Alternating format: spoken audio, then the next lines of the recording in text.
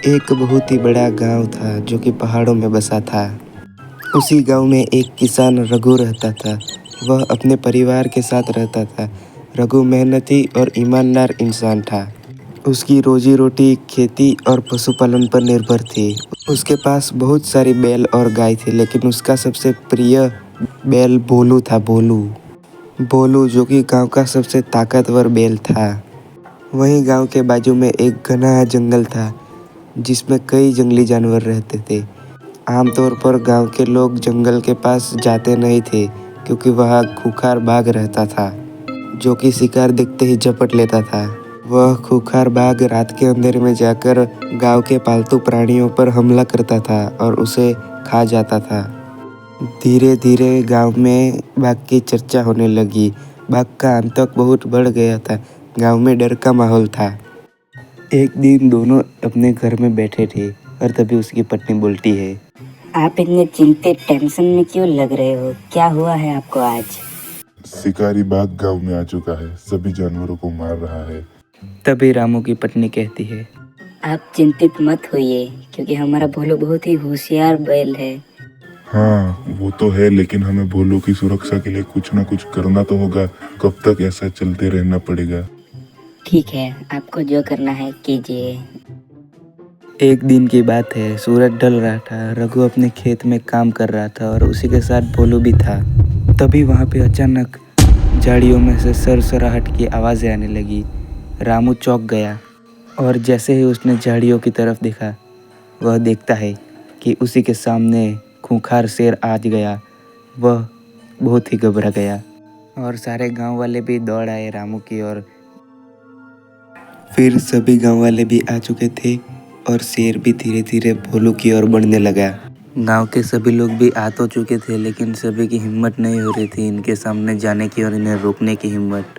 बाघ धीरे धीरे भोलू की ओर बढ़ा, लेकिन भोलू की आंखों में जरा सा भी डर नहीं था और उनके दोनों के बीच घमासान लड़ाई हो गई। दोनों की लड़ाई सारे गांव वाले भी देख रहे थे। गांव वाले यह लड़ाई देखते हुए बहुत हैरान हो चुके थे। यह लड़ाई चलती ही जा रही थी। गांव वाले भी यहाँ पे नहीं जा सकते इस लड़ाई में रोकने के लिए, क्योंकि यह लड़ाई में जो भी जाएगा वह अपनी जान से हाथ धो बैठेगा। लेकिन किसी न किसी को तो यह लड़ाई रोकनी ही थी, इसलिए ऐसी ही लड़ाई 15 मिनट तक चलती रही और 15 मिनट तक होने के बाद तुरंत ही यह लड़ाई भोलू आसानी से जीत जाता है। भोलू बाघ को मार गिराता है और फिर बाघ वहाँ से चला जाता है क्योंकि वह हार चुका था। भोलू की बहादुरी पर सभी गांव वालों को नाज था। फिर सभी गांव वाले भोलू का सम्मान कर रहे थे। तभी मुझे यकीन नहीं हो रहा हमारे भोलू ने इस बाघ को हरा दिया। तभी रामू बोलता है, यकीन कर लो, ये हमारा भोलू है, किसी से कम नहीं है ये।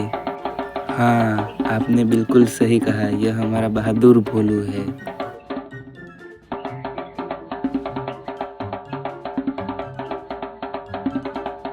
और फिर भोलू का सम्मान हुआ। भोलू की जय जयकार होने लगी।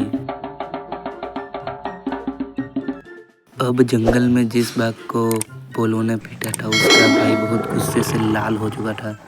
ऐसे कैसे मार सकता है वो बैल? अब उसे मैं सबक सिखाऊंगा। एक दिन गांव में सभी लोग बैठे थे। तभी एक बूढ़ा आदमी के बोलता है, गांव में बहुत अजीब घटनाएं हो रही है, मुझे कुछ ठीक नहीं लग रहा है।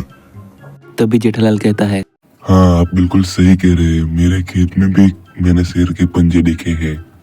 लगता है हमें अब सावधान हो जाना चाहिए, वरना किसी की जान भी जा सकती है। एक दिन रामू और उसकी पत्नी दोनों अपने घर में बैठे थे। आजकल आपको क्या हुआ है? आप इतने चिंतित क्यों दिखते हैं आजकल? आप चैन से बैठते भी नहीं है। वो बाघ फिर से आ गया है। वो पिछले वाले बाघ से भी बड़ा बाघ है। मुझे लगता है कि यह अपने भोलू को मारने के लिए आया है। आप बिल्कुल भी चिंता मत कीजिए क्योंकि हमारा भोलू बहुत होशियार है। उसे कुछ नहीं हो सकता, वह बहुत ताकतवर है। फिर वह बाघ दिन रात सिर्फ प्रैक्टिस करे जा रहा था। पंचीस पे पंचीस करे जा रहा था। उसने ठान लिया था कि वह एक उस भोलू नाम के बैल को हरा कर ही रहेगा। इसलिए वह बहुत ज़्यादा गुस्से में था और बस भोलू को मारने की तैयारी कर रहा था।